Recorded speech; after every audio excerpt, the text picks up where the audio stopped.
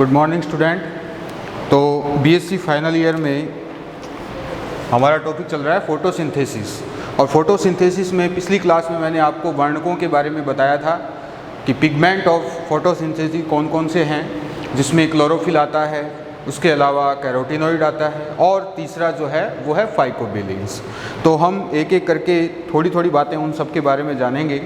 तो सबसे पहले मैं आपको बता दूं कि जो प्रकाश संश्लेषी वर्णक हैं वो प्रकाशीय ऊर्जा का क्या करते हैं, जो पिगमेंट जो हैं वो क्या करते हैं, प्रकाशीय ऊर्जा का अवशोषण करते हैं। ठीक है, प्रकाशीय ऊर्जा का क्या करते हैं, वो अवशोषण करते हैं और फिर इसे रासायनिक ऊर्जा में बदल देते हैं। अवशोषण करते हैं और इसे रासायनिक ऊर्जा में बदल देते हैं। तो प्रकाशीय ऊर्जा जो है वो रासायनिक ऊर्जा में किसके द्वारा बदली जाती है, वर्णकों द्वारा बदली जाती है। पहली बात तो ये, ठीक है। इसके बाद आपको यही याद रखना है कि क्लोरोफिल और बाकी के जो वर्णक हैं उनमें क्लोरोफिल जो है वो प्रधान वर्णक होता है। क्लोरोफिल कैसा है, प्रधान वर्णक है। ठीक है, सबसे ज़्यादा जो इम्पोर्टेंट है वो क्या है, क्लोरोफिल है। जबकि बाकी के जो हैं जिनमें कैरोटीनॉइड्स और फाइकोबिलिन्स, ये क्या हैं, ये हैं सहायक वर्णक। ये सहायक वर्णकों का काम करते हैं। सभी जो वर्णक हैं वो क्लोरोप्लास्ट में और उसके साथ साथ जो क्रोमेटोफोर हैं जो कि एल्गी में पाए जाते हैं, तो ये सारे वर्णक कहाँ होते हैं, क्लोरोप्लास्ट एंड क्रोमेटोफोर। ठीक है, क्रोमेटोफोर में ये पाए जाते हैं। ये सारे वर्णक कहाँ होते हैं, क्लोरोप्लास्ट और क्रोमेटोफोर में पाए जाते हैं। क्लोरोफिल के वैसे 9 जो हैं, हम ये कह सकते हैं 9 प्रकार अभी तक ज्ञात किए गए हैं, जिसमें से क्लोरोफिल ए से लेकर ई तक हैं। और इसके अलावा जो बाकी के 4 हैं जिसमें बैक्टीरियो क्लोरोफिल आता है, बैक्टीरियोविरिडीन आता है, ये बाकी के जो 4 हैं ये कहाँ पाए जाते हैं, केवल प्रकाश संश्लेषी जीवाणुओं में पाए जाते हैं। केवल कहाँ पाए जाएंगे, प्रकाश संश्लेषी जीवाणुओं में पाए जाते हैं।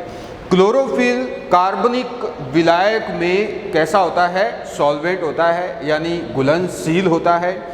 और इनमें भी अगर देखें हम क्लोरोफिल ए की घुलनशीलता सर्वाधिक होती है। तो क्लोरोफिल ए को सार्वत्रिक क्या माना जाता है, वर्णक माना जाता है। यानी सभी जो उच्च पादप हैं, निम्न पादप हैं या ग्रीन प्लांट की बात की जाए तो वहाँ पर क्लोरोफिल ए ही होता है। क्लोरोफिल ए प्रधान वर्णक होता है, जबकि क्लोरोफिल ए के साथ क्लोरोफिल बी भी होता है, जो कि वास्तव में क्या है, क्लोरोफिल ए का ही व्युत्पन्न होता है। तो इस तरह से ये दोनों क्लोरोफिल सभी हरे पादपों में पाए जाते हैं। इसके बाद हम आगे चलते हैं कि क्लोरोफिल ए का सूत्र क्या है और क्लोरोफिल बी का सूत्र क्या है, ये आपको याद रखना है। क्लोरोफिल की संरचना अगर देखें हम, तो मैं आपको एक सिंपल डायग्राम से यानी आउटलाइन से मैं आपको बताने जा रहा हूँ कि क्लोरोफिल की जो संरचना है वो इस तरह से होती है। ठीक है, यानी इसमें ऊपर एक पायरोल वलय होती है, ये तो है पायरोल रिंग, और जो नीचे वाला है यानी ये वाला, ये क्या है, फाइटोल टेल। इस तरह से 2 भाग होते हैं क्लोरोफिल के एक अणु में। ऊपर का भाग जो इसका हेड भाग है उसको हम कहते हैं पायरोल रिंग, और नीचे वाला जो है वो है फाइटोल पूंछ। तो विल्स टाटर, स्टाल और फीसर, ये 3 वैज्ञानिक थे। एक तो है विल्स टाटर, दूसरा है स्टाल एंड तीसरा क्या है, फीसर। एमिल फीसर के नाम से है ये। इन तीनों वैज्ञानिकों ने क्लोरोफिल अणुओं में एक सिर और एक पूंछ होने की बात कही थी 1912 में। यानी कि इन्होंने क्लोरोफिल अणु की संरचना को बताया था। क्लोरोफिल अणु का मूलानुपाती सूत्र अगर देखें तो क्लोरोफिल ए और बी दोनों में थोड़ा सा अंतर है। और वो अंतर क्या है वो मैं अभी आपको बताने जा रहा हूँ कि जैसे क्लोरोफिल जो ए है उसका अणुसूत्र क्या होता है C55H72, उसके बाद आता है O5 और N क्या होता है 4, N होता है 4, और ये हो गया मैग्नीशियम, क्योंकि मैग्नीशियम जो है वो इसके अंदर मध्य में होता है। इसके अलावा जो दूसरा है क्लोरोफिल बी, क्लोरोफिल बी और ए में अंतर क्या है, ये तो हो गया ए का सूत्र, और बी का क्या होगा C55H70O6N4Mg, ठीक है, ये हो गया बी का। ए का तो हो गया C55, तो यहाँ पर देखिए आप हाइड्रोजन जो है उसमें अंतर है, यहाँ पर 2 हाइड्रोजन कम है लेकिन ये एक ऑक्सीजन ज़्यादा है और बाकी यथावत है। तो इस तरह से हम देखें कि जो मूलानुपाती सूत्र है क्लोरोफिल ए और बी का इस तरह से होगा। अब देखिए जो मैं आपको आउटलाइन के साथ ही इसमें जो इसकी संरचना है उसके बारे में थोड़ा सा बता देता हूँ कि जो क्लोरोफिल का हेड पार्ट होता है उस हेड पार्ट में 4 पायरोल रिंग होती हैं, 4 पायरोल रिंग होती हैं यहाँ हेड पार्ट में, यानी बीच में तो होता है मैग्नीशियम, ठीक है, एक रिंग यहाँ होती है, एक दूसरी यहाँ और तीसरी, इस तरह से 4 रिंग होती है। तो ये 4 पायरोल रिंग आपस में मिलकर आपस में किससे जुड़ती है, ये मेथिल बॉन्ड से जुड़ती है और एक चक्रीय टेट्रा पायरोल रिंग बन जाती है। तो ये क्या पूरी क्या है, ये है साइक्लिक टेट्रा पायरोल रिंग, ठीक है। इन सभी को हम क्या कहेंगे मिलाकर के साइक्लिक चक्रिक टेट्रा यानी 4, ठीक है, क्योंकि 4 रिंग है ना इसमें, इसलिए ये 4 रिंग आपस में मिलकर के एक चक्रीय बड़ी रिंग बना लेते हैं और इनके केंद्र में अनआयनिक मैग्नीशियम का परमाणु होता है। तो आप देख सकते हैं ये क्या है मैग्नीशियम, ये कैसा होता है अनआयनिक होता है, ठीक है, अनआयनिक मैग्नीशियम परमाणु इनके मध्य में पाया जाता है। और अगर प्रत्येक पायरोल रिंग की बात की जाए तो वहाँ पर 4 कार्बन, प्रत्येक जो पायरोल है रिंग उसके अंदर क्या होते हैं 4 कार्बन होते हैं और प्लस एक क्या होता है, एक जो N परमाणु है वो पाया जाता है। इस तरह से एक N परमाणु और 4 क्या होते हैं कार्बन होते हैं। इसके अलावा जो प्रत्येक रिंग है उस रिंग के अंदर एक साइड चेन भी होती है, एक पायरोल रिंग लंबी एल्कोहल से जुड़ी हुई होती हैं। तो आप यहाँ देख सकते हैं कि ये जो रिंग है ये एक लंबी एल्कोहलिक टेल है और इससे ये जुड़ी रहती हैं और इसको हम क्या कहते हैं फाइटोल कहते हैं, ठीक है। यह फाइटोल पूंछ का निर्माण करती है, क्लोरोफिल के पूंछ का निर्माण करती है। अब अगर क्लोरोफिल ए और बी में थोड़ा सा अंतर देखा जाए तो क्लोरोफिल ए में जो क्लोरोफिल अणु है उसके तीसरे कार्बन परमाणु पर CH3 जुड़ा होता है। क्लोरोफिल ए में तीसरे कार्बन परमाणु पर क्या जुड़ा होता है CH3 जुड़ा हुआ होता है, यानी मेथिल ग्रुप जुड़ा होता है। जबकि क्लोरोफिल बी में इसी जगह पर क्या जुड़ा होता है CHO, यानी ठीक है, इस तरह से। और क्लोरोफिल ए का ही क्या होता है व्युत्पन्न होता है क्लोरोफिल बी, ये आपको याद रखना है, ठीक है। तो ये तो हो गई क्लोरोफिल की संरचना। अब कुछ क्लोरोफिल के बारे में कुछ इम्पॉर्टेंट बातें और मैं आपको बता देता हूँ जो आपको याद रखनी है। देखिए क्लोरोफिल वैसे तो 5 प्रकार के होते हैं मेनली, तो ठीक है। तो जिसमें सबसे पहला आता है क्लोरोफिल ए। अब क्लोरोफिल ए का कलर क्या होता है, क्लोरोफिल ए का कलर होता है पीला हरा, येलो ग्रीन, पीला हरा, ठीक है। पहली बात तो ये, यानी ये अवशोषित करता है। इसके अलावा प्रकाश संश्लेषी जीवाणुओं के अलावा सभी उच्च पादपों में पाया जाता है। तो ये सभी उच्च पादपों में पाया जाता है। ठीक है, प्रकाश संश्लेषी जीवाणुओं में नहीं पाया जाता है। ठीक है, ये आपको याद रखना है।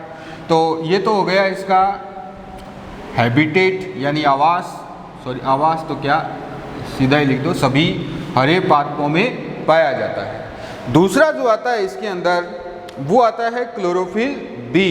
क्लोरोफिल बी है वो उच्च पादपों में और हरे शैवालों में पाया जाता है, जिसका कलर क्या होता है, नीला हरा। क्लोरोफिल बी का कलर क्या होगा, नीला हरा। और ये बाकी सभी उच्च पादपों में व साथ में कहाँ पाया जाता है, क्लोरोफाइसी में। क्लोरोफाइसी वर्ग के जो शैवाल हैं वो हरे शैवालों के अंतर्गत आते हैं। तीसरा जो आता है वो आता है क्लोरोफिल सी। ये पाया जाता है डायटम्स। क्लोरोफिल सी ये पाया जाता है डायटम्स एंड इसके अलावा ब्राउन एल्गी। ब्राउन एल्गी में आती है फियोफाइसी। ठीक है, फियोफाइसी। ब्राउन एल्गी में क्या आती है, फियोफाइसी। ठीक है, इसके अलावा ये जो क्लोरोफिल सी है ये पाया जाता है साइनोफाइसी में भी। साइनोफाइसी में भी ये पाया जाता है। ठीक है, अब इसका कलर अगर देखें हम तो कौन सा कलर होता है, हरा होता है। ठीक है, नील हरित शैवालों में ये पाया जाता है। क्लोरोफिल बी तो पाया जाता है क्लोरोफाइसी में, और क्लोरोफिल सी कहाँ पाया जाएगा, साइनोफाइसी में पाया जाएगा। इसके अलावा अगला जो है वो आता है क्लोरोफिल डी। ये मुख्य रूप से चार मैं आपको बता रहा हूँ, इन चारों को आप याद रखेंगे। क्लोरोफिल डी जो है वो पाया जाता है रोडोफाइसी वर्ग में। रोडोफाइसी वर्ग में। ठीक है, रोडोफाइसी क्या होते हैं, रेड एल्गी होते हैं, लाल शैवाल होते हैं। तो लाल शैवालों में पाया जाता है, इसलिए कलर कैसा हो जाता है इसका, बैंगनी हो जाता है। ये बैंगनी कलर का होता है। ठीक है, इस तरह से। तो ये चार मुख्य रूप से आपको याद रखने हैं। इसके अलावा जो बैक्टीरियो क्लोरोफिल है वो सल्फर, ग्रीन बैक्टीरिया, जेंथोफाइसी, ठीक है, इनके अंदर पाया जाएगा। ये तो हो गया इसकी डिस्ट्रीब्यूशन क्लोरोफिल का। आगे चलते हैं हम, और आगे हम जानेंगे कुछ और इम्पोर्टेंट बातें। अब आपको ये ध्यान रखना है कि क्लोरोफिल ए और बी, ठीक है, क्लोरोफिल ए और बी नीले, बैंगनी और लाल नारंगी पर अधिकतम अवशोषण दर्शाते हैं। कौन कौन से पर देखिए, नीले, बैंगनी, लाल व नारंगी।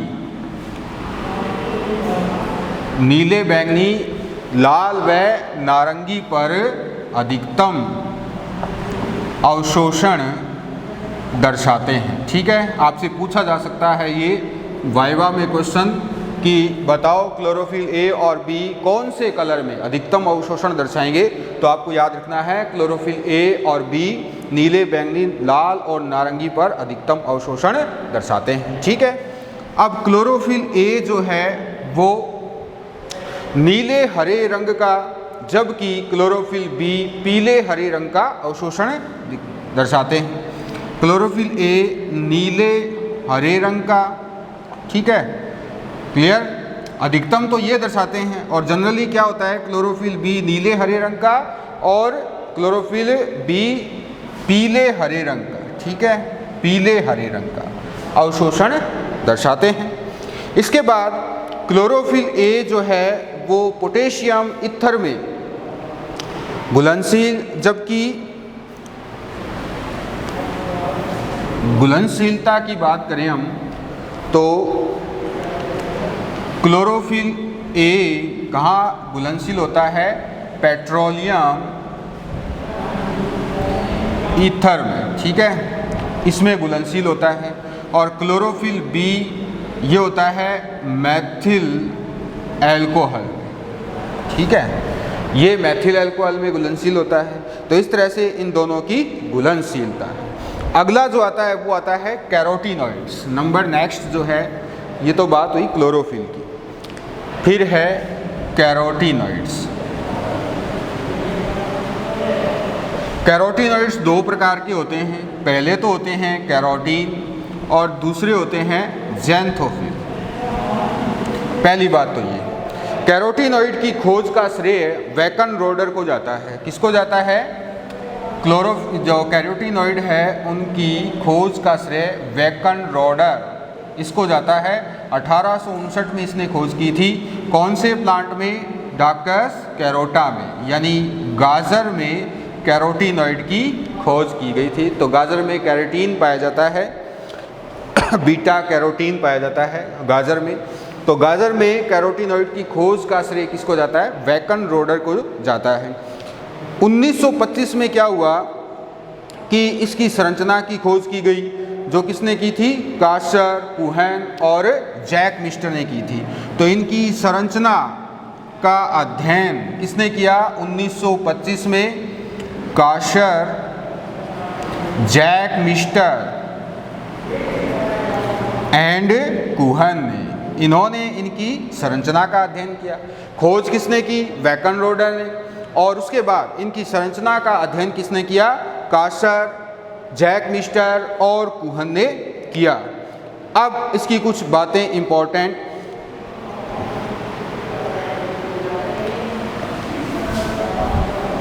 देखिए, ये होते हैं वशीय यौगिक, पहली बात तो ये, ठीक है। और ये पीले, नारंगी और बैंगनी लाल होते हैं। पीले, नारंगी, बैंगनी, लाल, ठीक है। पीले, नारंगी और बैंगनी लाल के होते हैं। उच्च पादपों, शैवालों और प्रकाश संश्लेषी जीवाणुओं में उपस्थित होते हैं। तो जो हायर प्लांट है, higher plants, algae and photosynthetic bacteria में प्रेजेंट, ठीक है। इनमें ये क्या होते हैं? प्रेजेंट होते हैं। इसके अलावा क्लोरोफिल और क्रोमेटोफोर के साथ होते हैं। क्लोरोफिल के समान जल में, वाटर में कैसे होते हैं? ये अघुलनशील, वाटर में अघुलनशील होते हैं, ठीक है। क्लोरोफिल भी वाटर में अघुलनशील होता है, तो अघुलनशील होते हैं। साथ ही साथ वसा और कार्बनिक विलायकों में घुलनशील होते हैं। वसा व कार्बनिक विलायकों में घुलनशील, ठीक है। ये हो गई बात कैरोटीनॉइड की। तो कैरोटीनॉइड जो है वो कौन कौन से हैं? देखिए, मेनली अगर हम देखें तो इन्हें दो वर्गों में बांटा जाता है। कैरोटीन जो है वो रेड एल्गी में कार्बन और हाइड्रोजन के बने हुए होते हैं, ठीक है।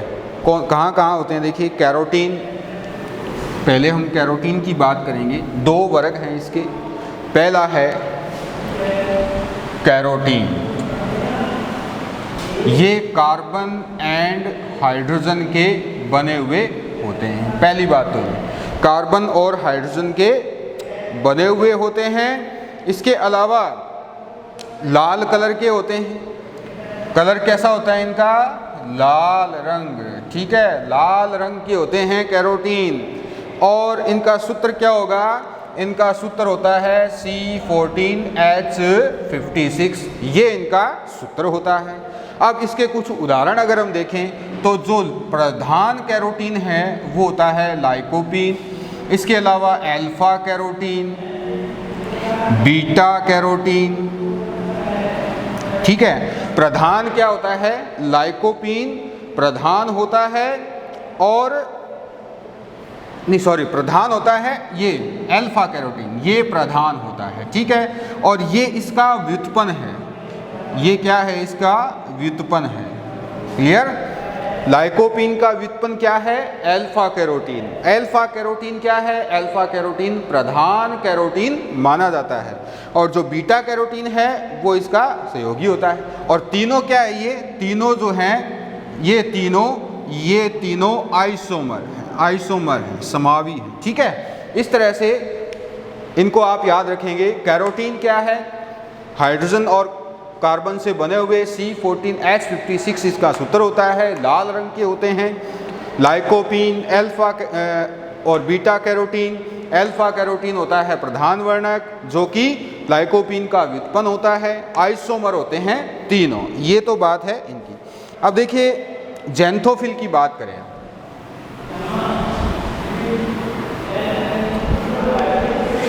ज़ैंथोफिल जो है वो कलर में पीले भूरे और ज़ैंथोफिल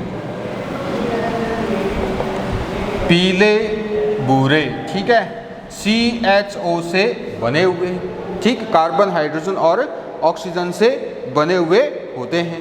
कैरोटीन की तुलना में अधिक उपस्थित होते हैं। कैरोटीन की तुलना में अधिक होते हैं। जैसे 20 प्रकार के होते हैं वैसे ज़ैंथोफिल, जिसमें से 4 प्रकार के तो एल्गी में ही पाए जाते हैं सबसे ज़्यादा, फ्यूकोजैंथीन, ठीक है, वाइलोजैंथीन, फ्लैविन, इस तरह के ये तो कहाँ पर पाए जाते हैं, एल्गी में पाए जाते हैं। और भी बहुत सारे होते हैं जैसे जैंथीन होते हैं, नियोजैंथीन होते हैं, ठीक है, जियाजैंथीन होते हैं, ये बहुत सारे हैं, 20 होते हैं। और इसके अंदर अब देखिए कौन कौन से हैं मुख्य रूप से अगर हम देखें तो एक तो है ल्यूटीन, एक है वाइलोजैंथीन, ठीक है, एक है जियाजैंथीन, एक है नियोजैंथीन। ये ज़ैंथोफिल के उदाहरण हैं। और भी हैं जैसे क्रिप्टोजैंथीन, फ्यूकोजैंथीन, ये सब क्या हैं, जैसे फ्यूकोजैंथीन है ये कहाँ पाया जाता है, फियोफाइसी वर्ग में पाया जाता है, फियोफाइसी में पाया जाता है। वाइलोजैंथीन है ये रोडोफाइसी में पाया जाता है, ठीक है। क्रिप्टोफाइसी में क्रिप्टोजैंथीन पाया जाता है। जियाजैंथीन भी होता है लेकिन बहुत कम मात्रा में, डायनोफ्लैजिलेट में होता है। डायनोफ्लैजिलेट में ये दोनों पाए जाते हैं, ठीक है। ल्यूटीन भी एक प्रमुख ज़ैंथोफिल है। अब इनके कार्य देखें हम दोनों के, यानी कैरोटीनॉइड का काम क्या है, वर्क ऑफ या फंक्शन ऑफ कैरोटीनॉइड। देखिए कैरोटीनॉइड जो है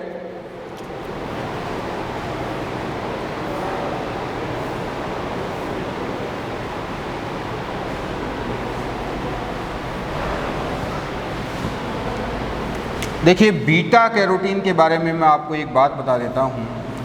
जो बीटा कैरोटीन है वो क्या करता है, बीटा कैरोटीन जब जल अपघटन हो जाता है उसके बाद विटामिन के का निर्माण करता है।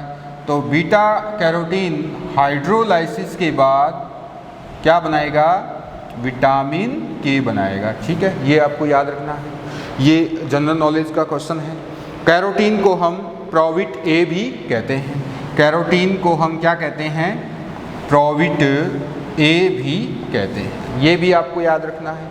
और अब इनके अगर काम की बात की जाए तो क्लोरोफिल को प्रकाश ऑक्सीकरण के प्रति सुरक्षा प्रदान करने का काम कौन करता है, ये कैरोटीनॉइड ही करते हैं। क्लोरोफिल को जो प्रकाश ऑक्सीकरण है उससे सुरक्षा देता है। तो क्लोरोफिल की प्रकाश ऑक्सीडेशन से सुरक्षा, ये मुख्य काम होता है किसका, कैरोटीनॉइड्स का। प्रकाश ऊर्जा को अवशोषित करता है और क्लोरोफिल को ट्रांसफर करता है। प्रकाश ऊर्जा का अवशोषण कर उसे क्लोरोफिल को ट्रांसफ़र करते हैं, कैरोटीनॉइड करते हैं ये काम, ठीक है। इसके अलावा प्रकाशग्राही के रूप में काम करता है, संभवतया माना है प्रकाशग्राही, ठीक है, प्रकाशग्राही होता है। तो ये हैं कैरोटीन के काम।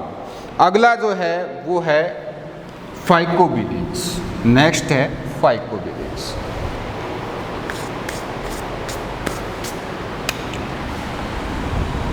फाइकोबिलिन्स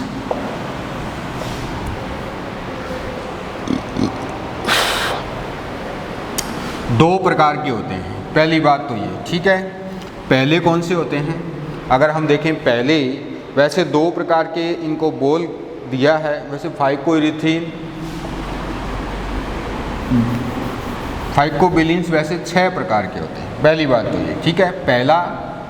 पहला तो है C-फाइकोसाइनिन, दूसरा है C-फाइकोइरिथ्रिन, तीसरा है R-फाइकोसाइनिन, चौथा है R-फाइकोइरिथ्रिन। हो गए? C-फाइकोसाइनिन, C-फाइकोइरिथ्रिन, R-फाइकोसाइनिन, R-फाइकोइरिथ्रिन। ठीक है, ये तो हो गए 4। इसके अलावा होता है एलो-फाइकोसाइनिन,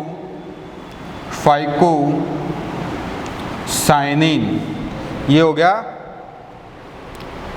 और बीटा फाइकोसाइनिन। 6 प्रकार के होते हैं इस तरह से। कुल कितने होते हैं? ये होते हैं 6। अब देखिए, ये दोनों जो हैं ये तो पाए जाते हैं साइनोफाइसी में, और ये दोनों पाए जाते हैं रोडोफाइसी में। तो इस तरह से हम देखें, अगर ये 4 जो वर्णक हैं ये कहाँ हैं? ये चारों तो एल्गी में ही पाए जाते हैं। अब क्लोरोफिल की तरह ही इनकी संरचना होती है, टेट्रापायरोलिक होती है, परंतु इसमें पायरोल वलय कैसी होती है? रेखिक प्रकार की होती है। वहाँ तो कैसी थी? चक्रिक प्रकार की थी, और यहाँ कैसी होती है? रेखिक प्रकार की। फाइकोइरिथ्रिन जो है, ये वाले फाइकोइरिथ्रिन, ये कैसे होते हैं? हरे। फाइकोइरिथ्रिन कैसे हैं?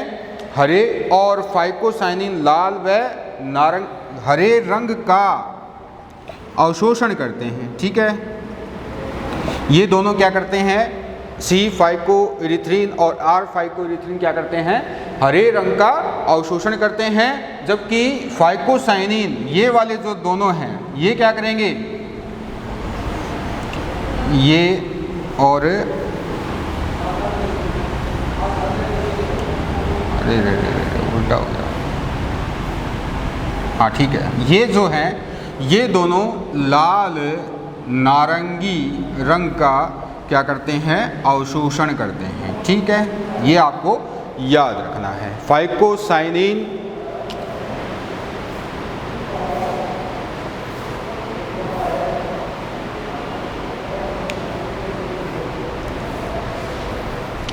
दोबारा से देखो, थोड़ी सी गड़बड़ हो गई है, फिर से बताता हूँ।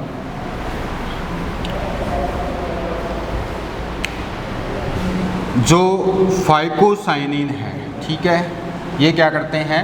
हरे रंग का अवशोषण करते हैं। और फाइकोइरिथ्रिन ये कौन से रंग का अवशोषण करते हैं? लाल नारंगी। इस तरह से याद रखना है आपको। ठीक है, उच्च श्रेणी के पादपों में जो फाइटोक्रोम वर्णक हैं वो भी संभवतया क्या माना जाता है? फाइकोबिलीन्स ही माना जाता है। और जो हायर प्लांट है वहाँ पर फाइटोक्रोम भी होता है, उनको भी हम मान सकते हैं कि ये फाइकोबिलीन्स हैं, जो कि 500 nm पर सक्रिय होता है। तो ये हुई सारी बात वर्णकों की। अब अगला जो टॉपिक है हमारा वो है अवशोषण स्पेक्ट्रम, एब्जॉर्प्शन स्पेक्ट्रा या स्पेक्ट्रम। इसके बारे में हम अगली क्लास में पढ़ेंगे। तो आज के लिए बस इतना ही। Thank you.